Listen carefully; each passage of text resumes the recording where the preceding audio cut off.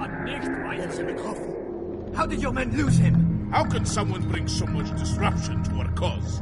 We have tried to stop him, but many lives have been claimed by his steel. He fights like no man. People say he moves like an angel of death, carrying fury on his wings. Nonsense. These are just stories. Such myths do not exist.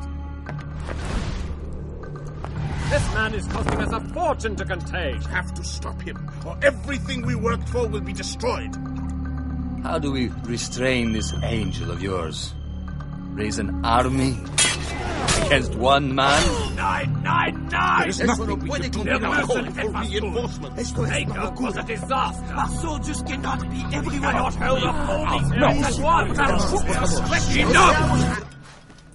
So he seeks to stop us. To claim our treasure for himself. Pure madness. Let him try. Every angel can fall. Why do you not join us, brother?